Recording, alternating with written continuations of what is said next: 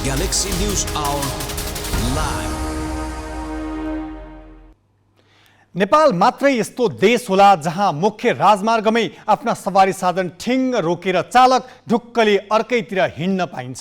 सडक बत्ती राख्नु पर्दैन, न्यूनतम र अधिकतम गतिको ख्याल गर्नु पर्दैन, गाडीको अवस्था ठिक छ कि छैन भनेर कहीँ कतै जचाउनु पर्दैन, गाडीमा जति पनि जसरी पनि खाँदेर पैसा असुल्न पाइन्छ। यात्रुको कुनै मानवीय मूल्य छैन, उनीहरू न्यूनतम सुरक्षा र सम्मानका लागि पनि लायक छैनन्। नभए गैराती दाङबाट बर्दिया जाँदै गरेको एउटा बसका यात्रुले कोहलपुर नजिकैको शमशेरगञ्ज जङ्गलमा मृत्युवरण गर्नुपर्ने थिएन। यस घटनामा 7 जनाको ज्यान गइसकेको छ भने अरू धेरैको अङ्गभङ्ग भएको छ। अँध्यारो राजमार्गमा तीव्र गतिमा साथ कुदाइएको बस सडकमै रोकिएको ट्रकसँग ठोक्किएको थियो। यो एउटा पछिल्लो घटना मात्र हो। यस्ता दुर्घटना हरेक दिन जसो भइरहन्छन्। राज्यका लागि यो सामान्य भइसकेको छ।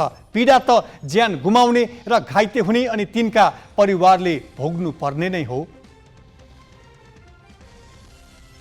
सडक सुरक्षामा राज्यका उच्च पदस्थहरूलाई किन पनि मतलब छैन भने उनीहरू बिरलै सार्वजनिक यातायात चढ्छन्, लामो दूरी भए हवाई यात्रा गर्छन्, छोटो दूरीमा आफ्नै वा सरकारी खर्चमा विलासी गाडी कुदाउँछन्। उनीहरूलाई के थाहा, आफ्नो दैनिकीबाट कमाएको 1 रुपैयाँ पनि बचाउन सके अर्को दिनको गर्जो सहज टर्थ्यो कि भन्ने सोचाइमा भिडभाड र ठेलमठेल अवस्थाका सवारीमा यात्रा गर्नुको पीडा र बाध्यता। प्रहरीका अनुसार सवारी दुर्घटनाका कारण देशमा दैनिक सरदर 7 जनाले ज्यान गुमाउँछन्। करिब 57 दुर्घटना हुने गरेका छन्। औसत 69 जना घाइते हुन्छन्। एउटै दुर्घटनामा 50औं जनासम्मको ज्यान गइरहेको छ। राज्यले आफ्ना नागरिकलाई कतिसम्म हेपेको छ भन्ने थाहा पाउन सार्वजनिक यातायातको यो चित्र हेरे पुग्छ। किनभने सडक सुरक्षाका लागि राज्यका कुनै निकायले पनि न्यूनतम काम पनि गरेका छैनन्। अझ दुर्घटनापछिको उद्धारका लागि जनशक्ति उपकरण र अन्य साधनको व्यवस्था नगरी रोक्न सकिने क्षति पनि नरोकेर ज्यान गुमाउन बाध्य पारिएको छ। यसलाई ती भुइँ तहका नागरिकको बेवास्ता र अपमान बाहेक अरू के नै भन्न सकिन्छ?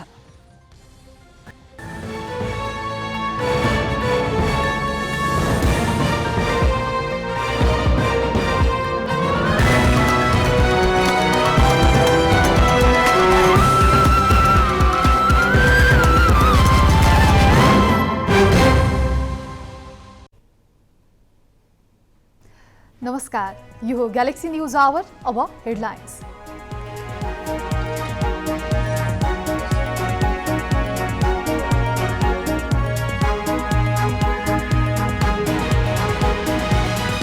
कोशी सरकार बचाउन कांग्रेसको साथ लिने एमालेको प्रयास, मध्यावधिको स्थिति आउन नदिन नेपालको आग्रह। लिङ्गदेन भन्छन् प्रदेशसभा जोगाउन कांग्रेस एमाले नै मिल्नुपर्छ। सुन तस्करी प्रकरणमा विमानस्थल भन्सारका अधिकृत जोशी सहित थप 3 कर्मचारी सीआईबीको नियन्त्रणमा, पक्राउ पर्नेको संख्या 31 पुग्यो। भूतपूर्व गोर्खा सैनिकको मुद्दामा बेलायत र नेपाल बीच मन्त्री स्तरीय वार्ता हुँदै, समान पेन्सनमा निर्णायक कूटनीतिक पहल गर्न माग। मोरक्कोमा गएको शक्तिशाली भूकम्पमा मृत्यु हुनेको संख्या 1000 नाग्यो। 1200 बढी घाइते। व्यापारिक शहर माराकेसमा ठूलो क्षति, उद्धार कार्य जारी। र एसिया कप अन्तर्गत सुपर 4मा श्रीलङ्काद्वारा बङ्गलादेशलाई जितको लागि 258 रनको चुनौती। सदिरा समरा विक्रमाको उत्कृष्ट ब्याटिङ।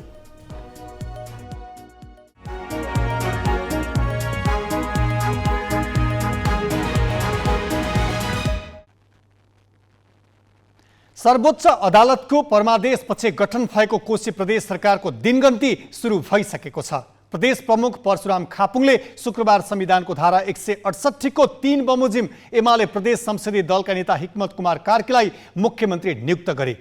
नियुक्ति भए लगतै 5 सदस्यीय मन्त्रीमण्डल बनाएका कार्कीले 30 दिनभित्र प्रदेश सभाबाट विश्वासको मत लिनुपर्नेछ। यसअघि पनि बहुमत जुटाउन नसकेर कार्की सरकार छाड्न बाध्य भएपछि काङ्ग्रेसको नेतृत्वमा सरकार बनेको थियो। काङ्ग्रेस नेतृत्वको सरकार पनि बहुमत जुटाउन असफल भएपछि सबैभन्दा ठूलो दलको नेताका हैसियतमा सरकारको बागडोर पुनः कार्कीको काँधमा आएको छ। तर उनको अब बहुमतको विश्वासका लागि तारतम्य मिलाउन सक्छन् कि सक्दैनन्, फेरि पनि असफल भए कोशीको राजनीति कतातिर जान्छ भन्ने चासोको विषय बनेको छ।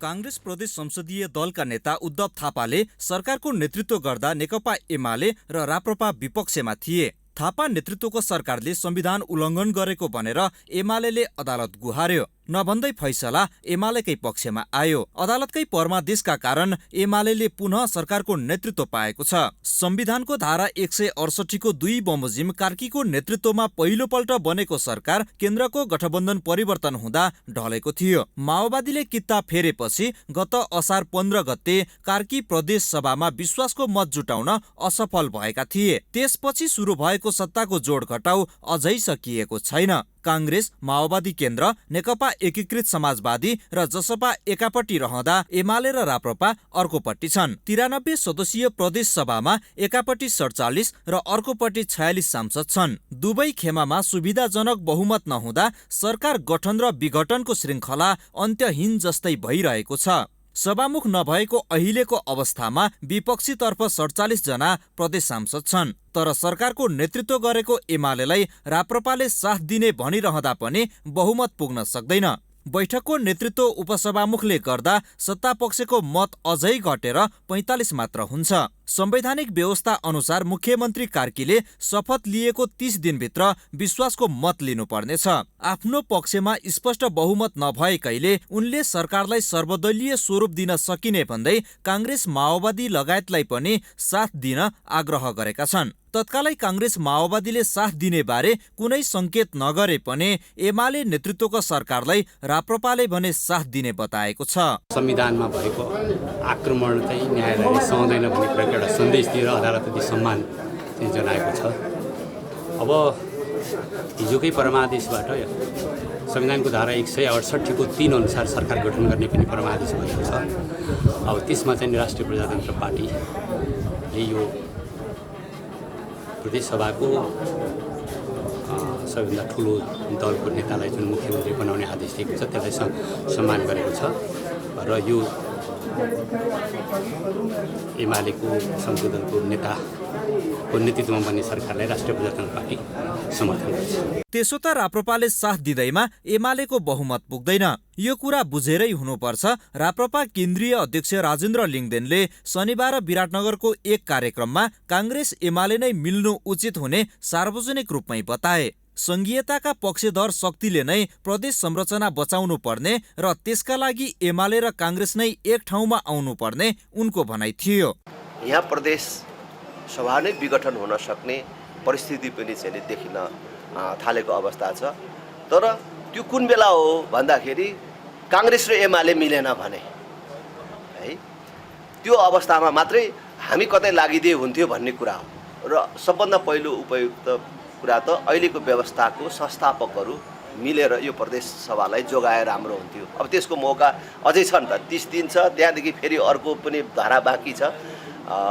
मेरो शुभकामना छ कांग्रेस र एमाले मिलेर गरोस्।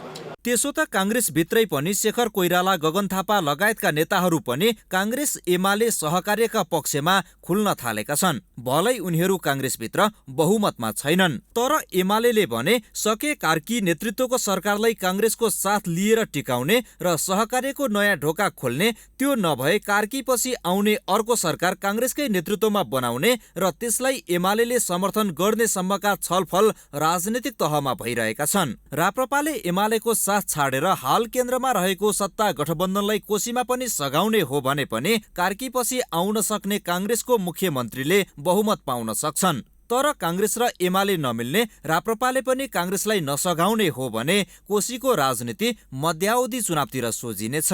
त्यतिखेर अस्थिरता चाहने शक्ति वा संघीयता पक्षधरलाई राजनीतिको रोटी सेक्ने नयाँ बहाना बन्नेछ। बासु खड्का, ग्यालेक्सी फोके, काठमाडौँ। कोशी प्रदेशका मुख्यमन्त्री हिक्मत कुमार कार्की विश्वासको मत नपाए मध्यावधि चुनावमा जानुपर्ने अवस्था आउने हो कि भन्ने टिप्पणी भइरहेका बेला केन्द्रीय सत्ता गठबन्धनको एक घटक एकीकृत समाजवादीका अध्यक्ष माधव कुमार नेपालले मध्यावधि चुनावमा नगई टिकाइरहन कुनै उपाय निकालिनुपर्ने बताएका छन्।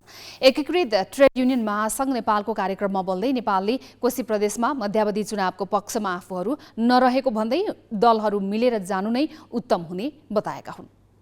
हामीले यो गठबन्धन बनाएका छौँ र सबै ठाउँमा गठबन्धन सरकार बनाउने सिलसिलामा अहिले कोशीमा सुन्नुभयो तपाईँले कि अस्तिको सरकार यस बिचमा कतिवटा सरकार बनिसके। एउटा मुख्यमन्त्री थिए, उनले राजीनामा दिए, फेरि चाहिँ त्यसपछि राजीनामा दिइसकेपछि अर्को सरकार बनाउन समस्या भयो, अर्को बन्यो, फेरि त्यो ढल्यो, फेरि अर्को बन्ने, यही सिलसिलामा कतिसम्म चल्ने हो। कारण के हो भने हाम्रो निर्वाचन प्रणाली। निर्वाचन प्रणालीमा प्रत्यक्ष निर्वाचन पनि छ, समानुपातिक पनि छ। फेरि सङ्ख्या कस्तो भइदियो भने दुईटै मिल्दाखेरि बराबरै छ। उसको पनि उत्तिकै सङ्ख्या पुग्दो रहेछ, यता पनि उत्तिकै सङ्ख्या पुग्दो रहेछ। अनि सङ्ख्या बराबरी भइसकेपछि मूल बन्छ जसलाई भन्छ सभामुख। अब जसको पक्षको मान्छे हो उसको सङ्ख्या त घट्ने भयो अनि सभामुखैबाट मान्छे भागाभाग भइरहेछ। त्यो लियो भने हाम्रो सङ्ख्या घट्ला भनेर अर्को लिनुहोस्। अनि सभामुखले राजीनामा दिएपछि उपसभामुखले पनि राजीनामा दिएर भाग्ने स्थिति भइरहेछ। किन उपसभा जसले चेयर गर्छ, जसले अध्यक्षता गर्छ, उसले भोट अन्तिम बेलामा दिन पाउँछ। बराबरी भयो भने अब उसको भोटै काउन्ट भएन भने बराबरी हुँदैन। अब यो सबैले गर्दाखेरि त्यहाँ जटिलता खडा भएको छ। त्यो जटिलतालाई हल गर्ने भनेको दुईवटा उपाय छ, कि मिलेर जानु, कि कसैलाई साथ दिनु, कि त चुनावमा जानु। हामीलाई त फरक पर्नेवाला छैन।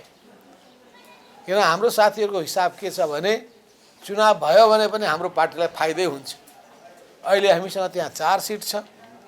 त्यो सिट सङ्ख्या बढेर हामीले दोब्बर तेब्बर ल्याउन सक्छौँ भन्ने विश्वास पनि छ। अरू पार्टीहरूको सातो गएको छ, यत्रो ठुलो सङ्ख्या छ, 40वटा सिट जितिएको छ। अर्कोचोटि त 20भन्दा पनि बढ्दैन भनेर डराइरहेका छ। कोही पार्टीको 29वटा सिट छ, अब चुनाव भयो भने त्यो पनि आउँदैन भनेर डर पनि छ। अब अरूलाई त डर होला। अब हामी त त्यो बेलामा हामीले जति सिट लिनुपर्ने थियो लिन सकिएन, उठ्नुपर्ने थियो उठ्न सकिएन। तर अबको निम्ति पनि हो, त्यही पनि हामी जनतालाई र राष्ट्रलाई पर्ने जुन छ अर्थको बोझ, पैसा त खर्च हुन्छ, देशको सम्पत्ति खर्च हुन्छ। अनि यो सबै भएको हुनाले पनि सकभर त्यता जानु नपरोस्, कुनै न कुनै उपाय निकालियोस् भन्ने पक्षमा छ। अब केही न्युज संक्षेपमा। प्रहरीको केन्द्रीय अनुसन्धान ब्युरो सीआईबीले त्रिभुवन अन्तर्राष्ट्रिय विमानस्थल भन्सारका अधिकृत सहित थप 3 कर्मचारीलाई सुन तस्करी प्रकरणमा पक्राउ गरेको छ। भन्सार अधिकृत पुष्पा जोशी, नायब सुब्बादोय, कमल परियार र वीरेन्द्र नेपालीलाई सुन तस्करी प्रकरणमा संलग्न रहेको आरोपमा पक्राउ गरिएको सीआईबीले जनाएको छ। सीआईबीले तीनैजनालाई आज पक्राउ गरेको हो। करिब 61 किलो सुन तस्करी प्रकरणमा यसअघि पक्राउ परेका भन्सार एजेन्ट, कर्मचारी तथा बिचौलियाको बयानका आधारमा थप कर्मचारीको संलग्नता खुलेको हो। यसअघि विमानस्थल भन्सारकै 2 अधिकृत गणेश पौडेल र सन्तोष चन्द सहित 4 कर्मचारी पक्राउ परिसकेका छन्। सुन तस्करी प्रकरणमा आज पक्राउ परेका 3 सहित 31 जना सीआईबीको नियन्त्रणमा छन्।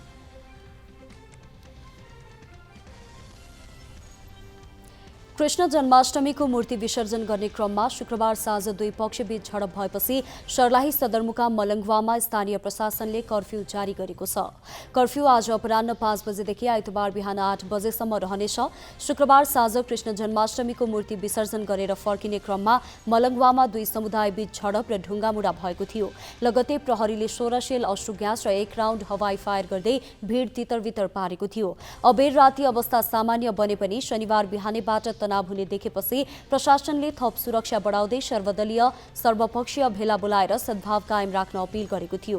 प्रमुख जिल्ला अधिकारी इन्द्रदेव यादवले अप्रिय घटना हुन नदिन सुरक्षा व्यवस्था कडा पारिएको बताए।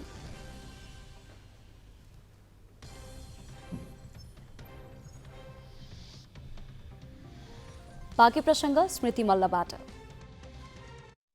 ब्रिटिस साम्राज्यलाई विश्वको शक्तिशाली अवस्थामा पुर्याउन योगदान दिए पनि बेलायत सरकारले भने आफ्नो सेनाका अभिन्न अङ्ग गोर्खा सैनिकमाथि विभेद गर्दै आएको छ। सन् 1947 सेप्टेम्बर 9मा भएको सन्धि विपरीत लामो समयसम्म आफ्ना सैनिक र गोर्खाबीच विभेद गर्दै आइरहेको बेलायतले अदालतको आदेशपछि अवकाश पाउनेलाई समान पेन्सन दिइरहेको छ। तर त्यसअघि अवकाश पाएकाका परिवार विभेद नै झेलिरहेका छन्। लामो समयदेखि बेलायती सरह समान पेन्सन र सुविधाका लागि आन्दोलन गरिरहेका उनीहरूलाई पटक पटक सहमति र बाचामा अल्मल्याइएको छ। त्यसैले समान पेन्सनको माग राखेर सङ्घर्षरत भूतपूर्व गोर्खा सैनिकहरू फेरि आमरण अनसनको तयारीमा छन्। आगामी नोभेम्बरमा तय भएको निर्णायक वार्तामा आफ्ना नागरिकका पक्षमा खुट्टा नकमाउन अहिले पूर्व गोर्खाले सरकारलाई दबाब दिइरहेका छन्। सन् 1947 नोभेम्बर 7मा भारतसँगको सन्धिका आधारमा गोर्खा भर्नाको तयारीलाई तत्काल खारेज गरेका तत्कालीन राणा प्रधानमन्त्री चन्द्र शमशेरको चाहना बमोजिम 2 दिनपछि सेप्टेम्बर 9मा भएको त्रिपक्षीय सन्धिका आधारमा बेलायती सेनामा सुरु भएको भर्ना अझै जारी छ। तर बेलायत सरकारले आफ्ना नागरिक सरह समान पेन्सन दिने सन्धि गरेको भए पनि तलब भने भारतीय सैनिक सरह दिन थाल्यो। पटक पटकका गोर्खा सैनिकको आन्दोलन अनि बेलायती अदालतको आदेशपछि सन् 2007 यता अवकाश पाउनेले मात्र समान सुविधा पाएका छन्। त्यसअघिका हकमा भने विभेद कायमै छ।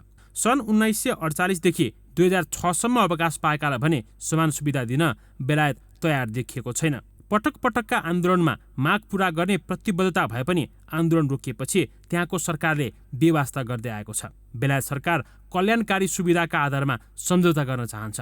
तर गोर्खा समुदायको दबावपछि सरकारले बेलायतसँग थालेको वार्ताका क्रममा प्राविधिक समितिको सुझावका आधारमा सुविधा दिने भनिएको छ। आगामी नोभेम्बरमा मन्त्री स्तरीय वार्ताको तयारी हुँदैछ। बेलायती गोर्खा सैनिकहरू यसैलाई निर्णायक बनाउन सरकारबाट इमान्दार प्रयास होस् भन्न दबावमूलक कार्यक्रममा सहभागी छन्। यहाँका हाम्रो मिनिस्टर लेभलको बस्ला जस्तो देखिएको छैन। त्यसकारण हाम्रो भनाइ चाहिँ मिनिस्टर लेभल हुनुपर्छ, क्याबिनेट मिनिस्टर लेभल हुनुपर्छ, राजनीतिक निर्णय हुनुपर्छ। यो गोर्खाहरू चाहिँ होइनन् नेपाली भनिदिनु पर्यो। नेपाल सरकारले क्लियरली ब्रिटिस आर्मीमा जो मान्छेहरू 1947 देखि भर्ती भए, फर्स्ट वालर सेकेन्ड वालर छाडिदियो त्यो कथा, तिनीहरू चाहिँ नेपाली होइन गोर्खा हो भनिदिउन् र हाम्रो राज्य देखाइदियोस् भनेर मैले पहिले पनि भनेको थिएँ नि त। यदि हामी नेपाली हो भने त नेपालको समस्या हो, राष्ट्रको समस्या हो, यो चाहिँ डिग्निटीको लडाइँ हो, यो सरकारको दायित्व हो नि त खास गर्नुपर्ने त। विगतमा बेलायती पक्षबाट वार्तामा सहभागी रक्षा राज्य मन्त्री एन्ड्रयू मोरिसनले समान पेन्सनको मागमा सहमति जनाउन आफ्नो तहबाट नसकिने बताएका थिए। यो कुरा उनले बेलायती संसदमा समेत घुमाउरो पारामा भनेका थिए। त्यसपछि यो विषय मन्त्री स्तरीय वार्ताबाट टुङ्ग्याउने तयारी गरिएको हो।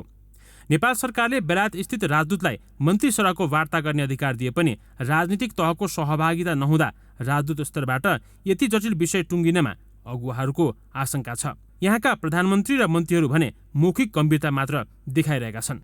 गोर्खालीहरूलाई तलब, सेवा सुविधा, पेन्सन लगायतका विषयमा जे जस्तो विभेद विद्यमान छ त्यो केसोको मात्र नभएर सिङ्गो नेपाल र नेपाल सरकारको सरोकार र दायित्वको विषय हो भन्ने म ठान्दछु। भूतपूर्व गोर्खा सैनिकहरूको समस्या राष्ट्रिय स्तरबाट मात्र समाधान गर्ने मुद्दा नभएर द्विपक्षीय एवं बहुपक्षीय रूपमा उठाउनु पर्ने र सम्बोधन गर्नुपर्ने मुद्दा हो। विश्वभरि रहेका नेपालीहरूको हक हितका निम्ति राज्यले यस्ता मुद्दाहरू अन्तर्राष्ट्रिय फोरमहरूमा उठाउनु पर्दछ, त्यसमार्फत सम्बोधन गर्नुपर्दछ भन्नेमा म प्रष्ट छु। अगाडि बढिरहेका छ, वार्ता चलिरहेका छ, सहमति अहिले हुन सकेका छैन। आउँदो नोभेम्बरमा पनि मन्त्री स्तरीय वार्ता हुँदैछ, छलफल हुँदैछ। नेपाल सरकारले त्यो वार्ता समितिमा पनि आफ्नो प्रतिनिधित्व तोकेको छ। नेपाल सरकारको तर्फबाट बेलायत स्थित राजदूत हाम्रो प्रतिनिधित्व गरिरहनु भएको छ। तपाईहरुले राख्नुभएका मागहरू, उठाउनुभएका आवाजहरू, त्यसमा सरकार तपाईहरुको साथमा छ भनेर मैले भनिराख्नु पर्दैन। परराष्ट्र मन्त्री एनपी साउदले राजदूतको भर नपरी आफै सहभागी भएर गोर्खाका मुद्दा टुङ्ग्याउन तदारुकता देखाउनु पर्ने हो। हाम्रा राजदूत र बेलायतका मन्त्री सहभागी हुने अवस्था भएमा विगतमा जस्तै ठोस सहमति हुने सम्भावना कम छ। यसकारण नेपाली नागरिकमा भएको यो विभेद अन्त्यका लागि भाषणभन्दा सरकारको बलियो र सार्थक पहल अनि तयारी आवश्यक छ। होइन भने गोर्खाहरूले अति भर गरेको आफ्नो भूमि र आफ्ना नेताहरूबाट समेत आश मर्नेछ। क्यामेरामा सबिन मर्जनका साथमा पवन पौडेल, ग्यालेक्सी फोके, काठमाडौँ।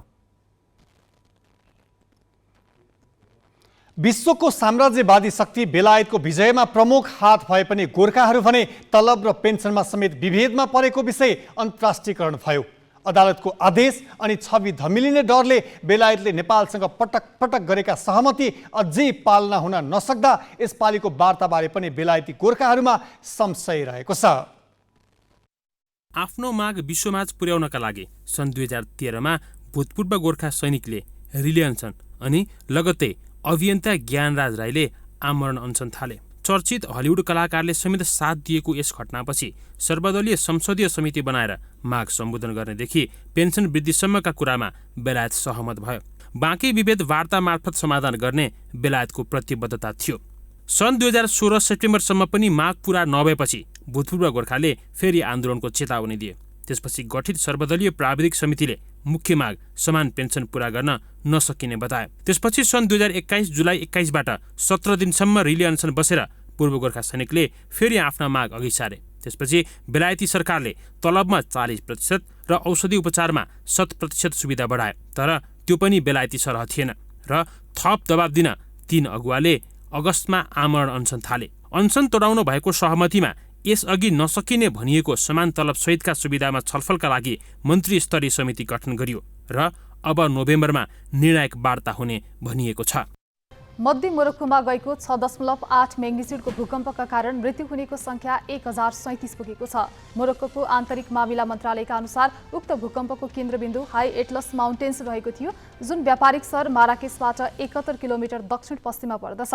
भूकम्पको केन्द्रबिन्दु हाई एटलस माउन्टेन्सको दुर्गम क्षेत्रमा भएको भए पनि कम्पनहरू राजधानी राबात, कासाब्लाङ्क र सुइरासम्म महसुस गरिएको थियो। युएस जियोलोजिकल सर्वेले त्यसको गहिराई 18.5 किलोमिटर रहेको उल्लेख गरेको छ। स्थानीय समयअनुसार राति 11:11 मिनेटमा भूकम्प गएको थियो। त्यसको 19 मिनेटपछिको पराकम्पन 4.9 म्याग्निट्युडको मापन गरिएको छ।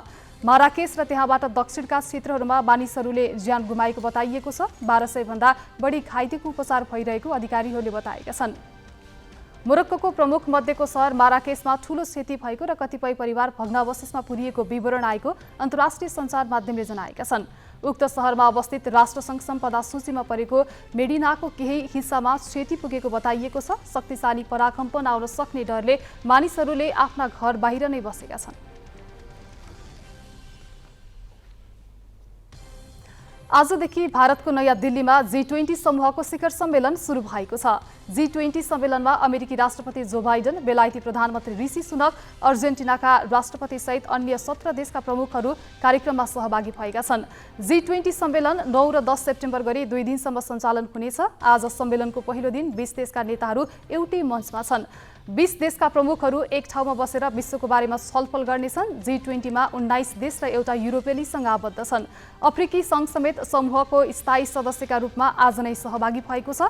यसैबीच G20 देशका नेताहरू संयुक्त घोषणापत्रप्रति सहमत भएको उक्त शिखर सम्मेलनको आयोजक राष्ट्र भारतले जनाएको छ। त्यसको जानकारी भारतीय प्रधानमन्त्री नरेन्द्र मोदी आफैले दिएका छन्। भारतमा G20 सम्मेलनका लागि फेला भएका विश्वका नेताहरूबीच सबैभन्दा ठूलो मतभेद युक्रेनमाथिको रुसी आक्रमणलाई लिएर भएको थियो। मतभेदमाझ भारतले सदस्य राष्ट्रहरूलाई एउटा संयुक्त घोषणापत्रमा सहमत गराउने प्रयास गरेको बताइएको छ। अघिल्लो वर्ष इन्डोनेसियामा भएको G20 शिखर सम्मेलनलाई पनि युक्रेनमाथि रुसी हमलाले ओझेलमा पारेको थियो। तर उक्त लडाईँलाई लिएर अभिव्यक्त मतभेदमाझ नेताहरूले आफ्ना फरक धारणा सहितको घोषणापत्र ल्याएका थिए। त्यसयता देशहरूका अडान अझ कठोर भएका छन्।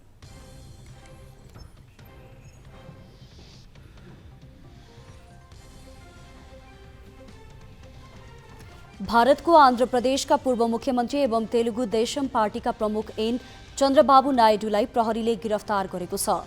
शनिबार स्थानीय समयअनुसार बिहान 6 बजे नन्दयाला जिल्लाबाट नायडूलाई प्रहरीले गिरफ्तार गरेको भारतीय सञ्चार माध्यमहरूले जनाएका छन्। स्किल डेभलपमेन्ट घोटाला काण्डमा भारतीय अनुसन्धान निकाय CIDले पक्राउ गरेको जनाइएको छ। यस काण्डमा नायडू विरुद्ध सन् 2021मा पहिलो पटक जाहेरी दर्ता भएको थियो। नन्दयाला शहरमा आयोजित एक जनसभालाई सम्बोधन गरेपछि उनी आफ्ना समर्थक सहित आराम गरेर बसिरहेका थिए। पूर्व मुख्यमन्त्रीका साथै उनका छोरा नारा लोकेशलाई पनि प्रहरीले पक्राउ गरेको छ। उनलाई ईस्ट गोदावरी जिल्लाबाट हिरासतमा लिएको जनाइएको छ। केही दिनअघि नायडूले आफू गिरफ्तारमा पर्न सक्ने आशंका व्यक्त गरेका थिए। उनले आफू विरुद्ध थुप्रै किसिमका आरोप लगाउन खोजिएको जनाएका थिए।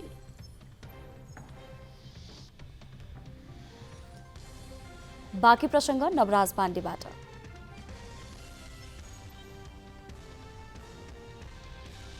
बाँके बस दुर्घटनामा एकै गाउँका 7 जनाको मृत्यु भएपछि बर्दियाको ठाकुरबाबा नगरपालिकाको बेतहनी गाउँ शोकमा डुबेको छ। बेतनी सामुदायिक वन उपभोक्ता समूहका 41 जना सदस्य बस रिजर्भ गरेर बिहिबार दाङ स्थित थारू सङ्ग्रहालय अवलोकनमा निस्किएका थिए। अवलोकन भ्रमण सकेर फर्किँदै गरेको उनीहरू सवार बस गैराती बाँकेको शमशेरगञ्जमा दुर्घटना हुँदा 7 जनाको मृत्यु भएको हो। घाइते 29 जनाको कोहलपुर मेडिकल कलेजमा उपचार भइरहेको छ। उनीहरूमध्ये 2 जनाको अवस्था गम्भीर छ। बर्दिया ठाकुरबाबा नगरपालिकाको बेतहनी गाउँ यति बेला शोकमा छ।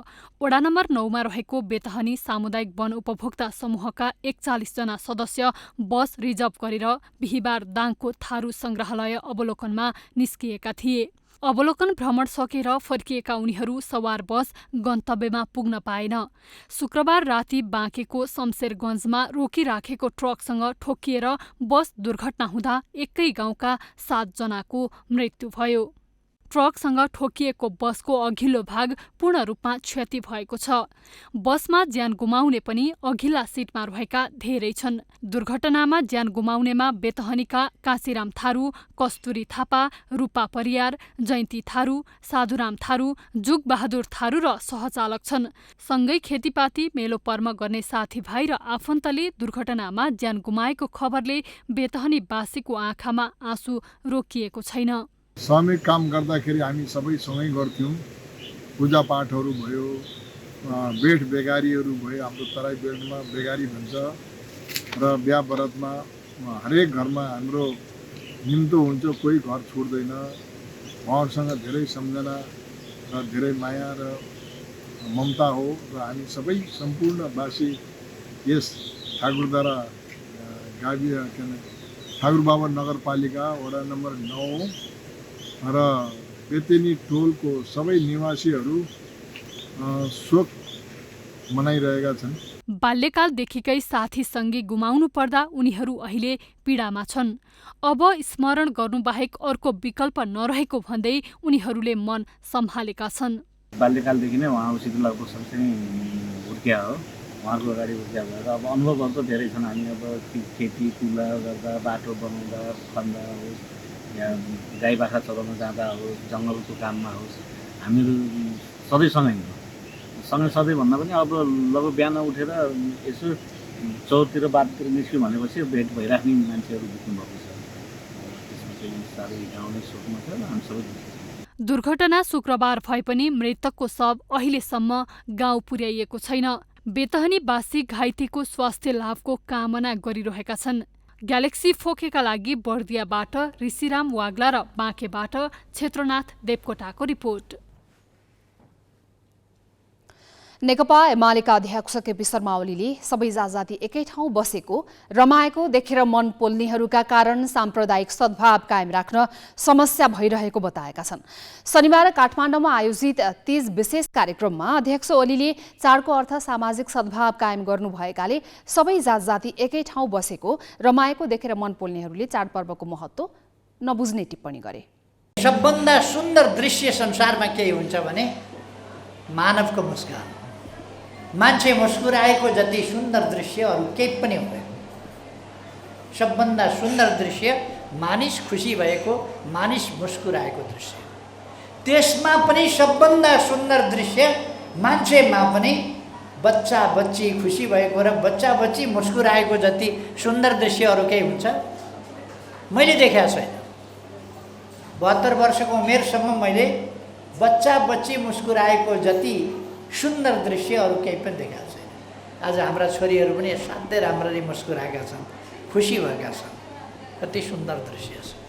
यो चाडको विशेषता यही हो। भन्न सकिँदैन यस्ता चाडबाड मन नपराउनेहरू, अरू कुरा मन नपराउने, एकता मन नपराउने, सबै जातका मान्छे एकै ठाउँ बसेको मन नपराउने, मान्छे त झगडा गरेर मारामार गर्नुपर्ने ठाउँमा कहाँ रमाएर एकै ठाउँ छन् भनेर मन भतभत पोल्नेहरू अहिले पनि छँदैछन्। सबै जातका सबै थरका, बाटोवारीका बाटो पारीका, खोलावारीका खोला पारीका, डिलवारीका डिल पारीका, एउटा वडाका अर्को वडाका, एउटा पालिका र अर्को पालिकाका मान्छेहरू सँगै बसेर किन रमाएका होलान्। यसमा पिर गर्नेहरू पनि छन् अहिले पनि र साम्प्रदायिक विद्वेष भड्काउन खोज्ने तत्त्व पनि छ। चाडको अर्थसँग त्यस्ता सोचहरू ठ्याम्मै मिल्दैनन्, किनभने चाडको अर्थ सामाजिक सद्भाव कायम गर्नु हो, सामाजिक निकटता कायम गर्नु हो, सबै मिलेर रमाउनु हो। साझा जात्रा, साझा चाड, साझा पर्व, साझा खुसियाली, साझा उत्सव त्यो मनाउने हो। हामी त्यसै गरी आज मनाउँदैछौँ। यो परम्परा अगाडि जाओस्। उपप्रधान एवं गृहमन्त्री नारायण काजी श्रेष्ठले नेपालको विविधता बीचको एकता, सद्भाव र सहिष्णुताको मौलिक विशेषतामा आक्रमण भइरहेको बताएका छन्। शनिबार ज्यापु महागुठीको 4थो राष्ट्रिय महाधिवेशनलाई काठमाडौँमा सम्बोधन गर्दै श्रेष्ठले जातीय, भाषिक र धार्मिक एकता तथा सद्भाव र सहिष्णुताको सट्टा विभिन्न नाममा द्वन्द्व अनि विग्रह ल्याउने प्रयास भइरहेको दावी गरे। जातीय, भाषिक, धार्मिक, लैङ्गिक उत्पीडनलाई अन्त गरेर पहिचान, अधिकार र विकासको पक्षमा सङ्घर्ष गर्यौँ र त्यसको सन्दर्भमा हामीले धेरै उपलब्धि पनि हासिल गर्यौँ। अझै त्यसलाई हामीले व्यवहारमा सुनिश्चित गर्न मेहनत गर्नु त छँदैछ।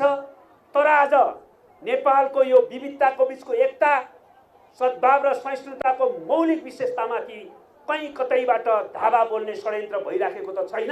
हामी सबै सचेत हुनुपर्ने आवश्यकता छ। आज जातीय, भाषिक र धार्मिक एकताको सट्टा, सद्भाव र सहिष्णुताको सट्टा विभिन्न नाममा द्वन्द्व फैलाउने, विग्रह फैलाउने खतराहरू पनि देखिन थालेका छन्। हामी सबै आफ्नो पहिचान, अधिकार र विकासको निम्ति सचेत हुनुपर्छ। प्राप्त भएको उपलब्धिको रक्षा गर्दै थप अधिकारको निम्ति हामी अगाडि बढ्नुपर्छ, त्यसको निम्ति सङ्गठित हुनुपर्छ।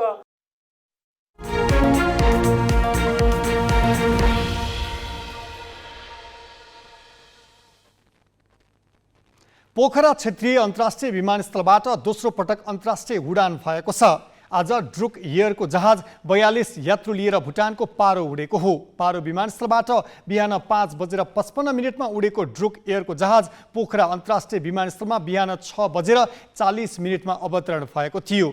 150 सिट क्षमता भएको उक्त जहाजमा 3 जना यात्रु आएका थिए। जहाज अमेरिकी, क्यानेडियन र भारतीय पर्यटक गरी 42 यात्रु लिएर पोखराबाट पारो फर्किएको छ। नेपालका विभिन्न ठाउँ घुमेर फर्किएका अमेरिकन पर्यटकलाई गण्डकी प्रदेशका पर्यटन मन्त्री दिपेन्द्र बहादुर थापा, पोखरा महानगरपालिकाका प्रमुख धनराज आचार्य, पोखरा पर्यटन परिषदका अध्यक्ष पोम नारायण श्रेष्ठ लगायतका पर्यटन व्यवसायीहरूले स्वागत र बिदाई गरेका थिए। पोखरामा ड्रुक एयर आउनु सुखद विषय भएको र यसले आगामी दिनमा थप जहाज आउने बाटो खुलेको पोखरा पर्यटन व्यवसायीको बुझाइ छ। पुस 17 गते प्रधानमन्त्री पुष्पकमल दाहालबाट उद्घाटन भएको पोखरा विमानस्थलबाट 2 चार्टर्ड उडान बाहेक अरू अन्तर्राष्ट्रिय उडान हुन सकेको छैन। यसअघि असारमा ड्र्यागन रेसको खेलाडी लिएर चीनको सिचुवान एयरलाइन्सको जहाज पोखरा विमानस्थलमा अवतरण गरेको थियो। केही सातादेखि बजार निरन्तर घट्दो क्रममा रहेको नेपाली शेयर बजार यो साता पनि घट्यो। अघिल्लो साताको तुलनामा नेप्से परिसूचक यो साता भर 58.14 अङ्कले घटेको हो। साताका 4 कारोबार दिनमा नेप्से एक दिन मात्र बढेको छ। 4 अर्ब 23 करोड रुपियाँको कारोबार भएको छ। अघिल्लो सातामा 4 अर्ब 24 करोड रुपियाँ कारोबार भएको थियो। यो साता दैनिक औसत कारोबार 1 करोड 29 लाख रुपियाँ भएको छ।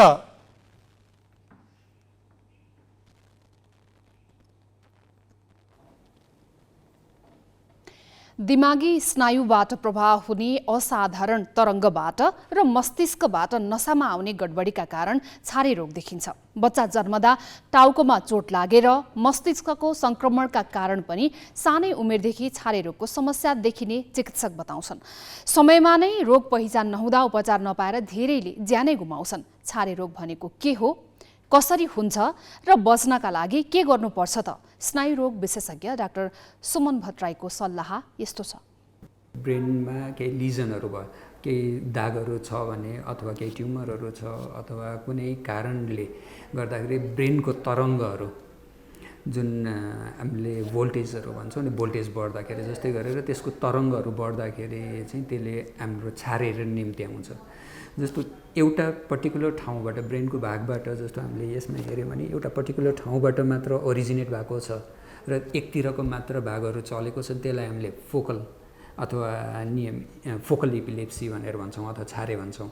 भनेपछि एक ठाउँबाट नआएर होल ब्रेनबाट नै एकैचोटि झ्याप्प तरङ्गहरू देखिएको छ भने त्यसलाई हामी जेनरलाइज्ड खालको छारे अथवा इपिलेप्सी भनेर भन्छौँ। जस्तो इक्जाम्पलको लागि हामीले सानो बच्चाहरूमा जन्मिँदाखेरिको हामीले इक्जाम्पल लियो भने जस्तो जन्मिँदाखेरि ब्रेनमा अक्सिजनहरू पुगेन, ब्रेनमा दाग बस्यो, त्यसले गर्दाखेरि तरङ्गहरू धेरै भइदिन्छ र त्यसले सिजरहरू दिन्छ। धेरै ज्वरोहरू आइरहेको छ भने 5-6 वर्ष बच्चा नहुन्जेलसम्म त्यसले पनि यो मिर्गी अथवा छारेहरू चाहिँ निम्त्याउँछ। त्यसपछिको कारणहरूमा बच्चाहरूमा हामीले हेऱ्यो भने कतिवटा जेनेटिक इपिलेप्सिजहरू, जस्तो बच्चामा परिवार अन्तर्गत अथवा जिनको कारणले गर्दाखेरि पनि इपिलेप्सी भएको हामी भेट्छौँ है त। त्यसपछिको कारणहरू गऱ्यो भने कतिवटा चाहिँ कारणहरू जस्तो जुकाको फुलहरू भयो, ट्युमरहरू ब्रेनमा भयो भने अथवा ब्रेनमा चोटहरू लागेर दागहरू बसेको छ भने पनि त्यसले पनि सिजरहरू निम्त्याउँछ। हातखुट्टाहरू बढी चल्ने, जस्तो एकतिर मात्र हातखुट्टाहरू बढी चलेको छ, मिर्गी हुन सक्ने सम्भावनाहरू हुन्छ। कसैको चाहिँ मुख मात्र चलेको छ, एकछिनलाई मात्र 5-10 मिनटलाई, धेरै जसो चाहिँ विदिन 5 मिनट्स जस्तो मात्र चल्छ। त्यस्तो खालको छ भने त्यसलाई हामी फोकल खालको एपिलेप्सी भन्छौँ। भने अर्को भनेको चाहिँ चारवटै हातखुट्टाहरू झट्किने, टाइट हुने अथवा तन्किने भयो भने, अथवा चाहिँ कस्तो भन्दाखेरि बिहोस हुने, मुखबाट र्यालहरू काट्ने, यो दाँतहरू किट्ने, मुखबाट र्यालहरू बग्ने भयो भने त्यसलाई पनि मिर्गीको सङ्केतहरू हुन सक्ने सम्भावनाहरू हुन्छ। तर कहिलेकाहीँ अब यो भन्दैमा सबै त्यस्तो गर्ने व्यक्तिहरू छारे अथवा मिर्गी नै भन्ने हुँदैन। कहिलेकाहीँ त्यो फङ्सनल जस्तो मानसिक तनावहरूले गर्दाखेरि पनि यङ एजहरूमा चाहिँ हामीले प्राय भनौँ न मिर्गी जस्तै समस्याहरू पनि देख्छौँ। धेरै जसो तथ्याङ्क हेर्ने भयो भने चाहिँ यङ एजहरूमा, जस्तो बच्चाहरूमा र बुढाहरूमा चाहिँ बढी देखिन्छ है त। तर हाम्रो पर्सनल मैले 2 वर्षको डाटा हाम्रो यहाँ नेसनल न्युरो सेन्टरको मैले निकालेर हेर्दाखेरि चाहिँ सबभन्दा बढी चाहिँ 20 देखि 30 वर्षको उमेरमा धेरै देखेको थिएँ यहाँ हाम्रो सेन्टरको हिसाबले। तर बाहिरको तथ्याङ्क हेऱ्यो भने चाहिँ बच्चामा र बुढामा बढी देखिएको छ। जस्तो 100 जना हामीले हेऱ्यो भने लगभग 30 जना जस्तोमा मानसिक तनाव हुने र मिर्गी सँगसँगै आइदिने भन्छ। भनेपछि बाँकीको 1/3 जस्तोमा चाहिँ के हुन्छ भन्दाखेरि मानसिक तनाव मात्रले गर्दाखेरि सिजर जस्तो देखिएको हुन्छ। भनेपछि बाँकीको 70 भनौँ न हाराहारीमा चाहिँ सिजरहरू अथवा ऊहरू पनि सिजरहरू अथवा छोप्ने समस्याहरू पनि हुन्छ कि औषधि खाएर चाहिँ 10 वर्षसम्म मिर्गी छारे आएको छैन भने त्यसलाई हामीले निको भनेर लिने गर्छौँ। अथवा औषधि नखाइकन 5 वर्षसम्म त्यो मिर्गी अथवा छारेहरू आएको छैन भने त्यसलाई हामीले निको भनेर चाहिँ लिने गर्छौँ। औषधि उहाँहरूले खाइराख्नु भएको छ भने 81 आफै चाहिँ मलाई कन्ट्रोल भयो भएन भनेर छोड्न हुँदैन। साइड इफेक्टहरू नै देखिएको छ भने चाहिँ डक्टरसँग सल्लाह गरेर छोड्ने, त्यस्तो छैन भने चाहिँ डक्टरको सल्लाह बिना चाहिँ नछोड्ने एउटा। अर्को दोस्रो कुरा, कुनै छारे चाहिँ के हुन्छ भन्दाखेरि जस्तो हाम्रो चलन के छ बाहिर भनेपछि 2 वर्ष खाएपछि औषधि खानु पर्दैन भन्ने चलन छ। त्यस्तो होइन, किनभने त्यो पनि जस्तो छारेको प्रकार अनुसारले कुनै छारेमा चाहिँ हामीले लाइफ लङ औषधि पनि खानुपर्ने हुन्छ। भनेपछि कुनैमा चाहिँ 2 वर्ष अथवा 5 वर्ष सिजरहरू त्यो अथवा मिर्गी नभएपछि हामीले त्यसलाई रोक्न मिल्ने हुन्छ। त्यो जन्मिँदाखेरि हस्पिटलमा जन्मियो, उहाँहरूलाई त्यो अक्सिजनको मात्रा जन्मिँदै पनि पुरा पुगेको छ भनेपछि त्यो सुरुमै दाग रहेन ब्रेनमा, भनेपछि त्यस्तो खालको मिर्गीहरू चाहिँ हामीले सुरुदेखि नै कन्ट्रोल गर्न सकिन्छ। जस्तो अर्को चाहिँ हामीले हेऱ्यो भने जस्तो हाम्रो देशमा जस्तो टिबी धेरै छ, कमन छ, जुकाको फुलहरू एकदमै कमनली भेटिन्छ। त्यस्तो खालको खानेकुरा जस्तो भनौँ न त्यस्तो इन्फेक्सन्स हुन दिनबाट हामीले बचाउन सकियो भने पनि त्यो कहिले पनि आउँदैन त्यस्तो खालको छारेहरू। तर सर्टेन टाइपको छारेहरू चाहिँ टाइम टाइममा बल्झिने हुन्छ, जुन चाहिँ कस्तो भन्दाखेरि इडियोपेथिक अथवा परिवार अन्तर्गत नै आएको छ, जेनेटिक इपिलेप्सीहरू भन्यो भने त्यसलाई चाहिँ हामीले रोक्न सकिँदैन।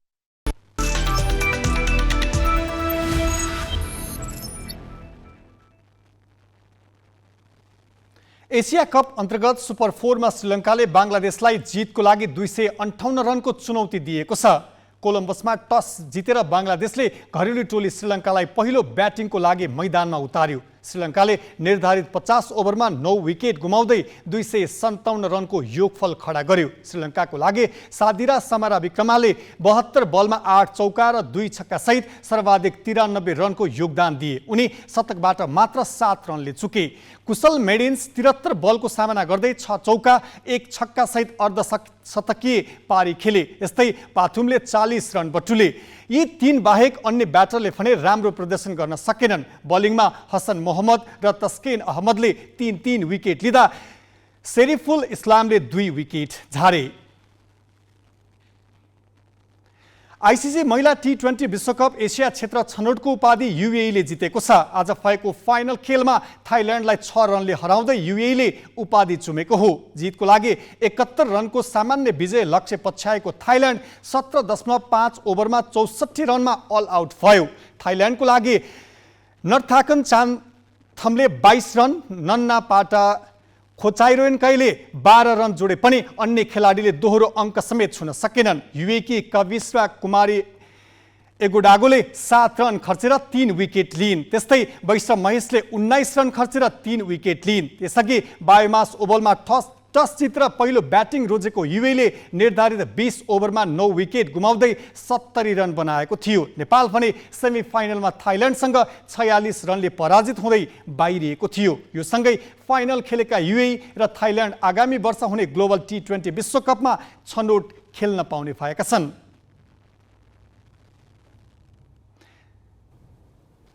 उत्तर पश्चिम चीनको ग्रान्स प्रान्त स्थित किलियन माउन्टेन नेसनल नेचर रिजर्भमा 100 भन्दा बढी सेतो ओठ भएका हरिण फेला परेका छन्। यो प्रजाति 3000 देखि 5000 मिटरसम्मको उचाइमा बस्छ। यो मुख्यतः छिङहाई, तिब्बत पठार र त्यस वरपरका क्षेत्रमा उच्चस्थानका घाँसे मैदानहरूमा पाइन्छन्। जाँदा जाँदै प्रकृति संरक्षणका लागि अन्तर्राष्ट्रिय सङ्घ IUCN-द्वारा लोपोन्मुख जनावरको सूचीमा राखेको सेतो ओठ भएको हरिणको यो सुन्दर दृश्य।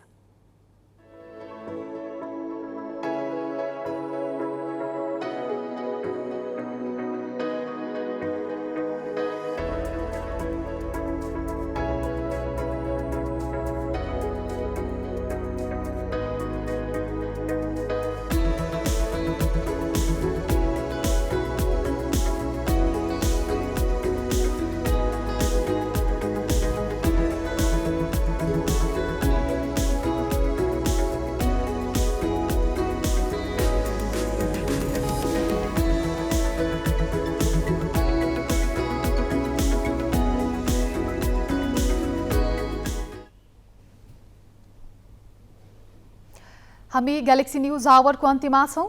जाँदा जाँदै हेडलाइन्स।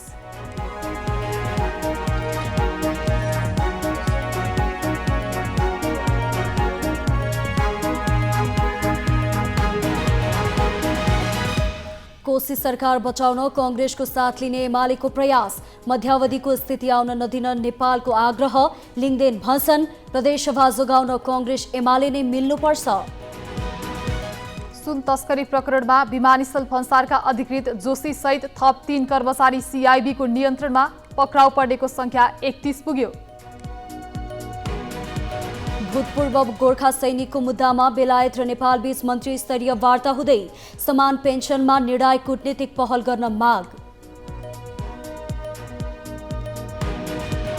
मोरक्कोमा गएको शक्तिशाली भूकम्पमा मृत्यु हुनेको संख्या 1000 नाग्यो। 1200 बढी घाइते।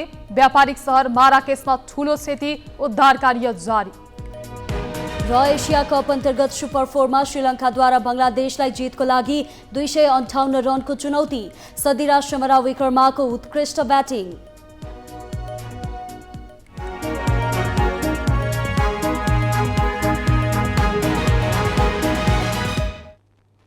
आजलाई ग्यालेक्सी न्युज आवर सकियो। नमस्ते।